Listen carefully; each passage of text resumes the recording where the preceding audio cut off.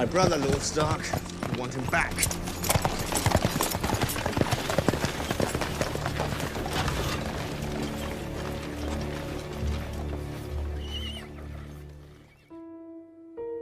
He dreamt an old dream of 3 knights in white cloaks and a tower long fallen, and Lyanna in a bed of blood. In the dream his friends rode with him, as they had in life. Proud Martin Cassel, Jory's father, faithful Theowall, Ethan Glover, who had been Brandon's squire, Sir Mark Risewell, soft of speech and gentle of heart, the Crannog man, Howland Reed, Lord Dustin, on his great red stallion. Ned had known their faces as well as he knew his own once, but the years leach at a man's memories, even those he has vowed never to forget. In the dream they were only shadows, grey wraiths on horses made of mist. They were 7 facing 3, in the dream as it had been in life. Yet these were no ordinary 3. They waited before the round tower, the red mountains of dawn at their backs, their white cloaks billowing in the wind. And these were no shadows. Their faces burned clear even now. Sir Arthur Dane, the Sword of the Morning, had a sad smile on his lips. The hilt of the great sword Dawn poked up over his right shoulder. Sir Oswald Went was on one knee, sharpening his blade with a whetstone. Across his white enamelled helm, the black bat of his house spread its wings. Between them stood fierce old Sir Gerald Hightower, the White Bull, Lord Commander of the King's Guard.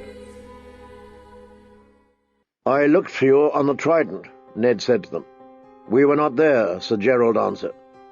"Woe to the usurper if we had been," said Sir Oswald. "When King's Landing fell, Sir Jaime slew your king with a golden sword, and I wondered where you were." "Far away," Sir Gerald said, "or Ares would yet sit on the Iron Throne, and our false brother would burn in 7 hells. I came down on Storm's End to lift the siege," Ned told them, "and the Lords Tyrell and Redwine dipped their banners, and all their knights bent their knee to pledge us fealty. I was certain you would be among them." "Our knees do not bend easily," said Sir Arthur Dane. "Sir Willem Darry is fled to Dragonstone with your queen and Prince Viserys. I thought you might have sailed with him." "Sir Willem is a good man and true," said Sir Oswald. "But not of the King's Guard," Sir Gerard pointed out. "The King's Guard does not flee." "Then or now," said Sir Arthur. He donned his helm. "We swore a vow," explained old Sir Gerald. Ned's wraiths moved up beside him with shadow swords in hand.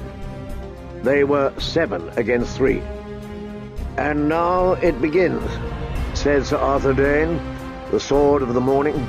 He unsheathed Dawn and held it with both hands. The blade was pale as milk glass, alive with light. "No," Ned said with sadness in his voice. "Now it ends." As they came together in a rush of steel and shadow, he could hear Lyanna screaming, "Eddard!" she called. A storm of rose petals blew across a blood-streaked sky, as blue as the eyes of death. "Lord Eddard!" Lyanna called out again.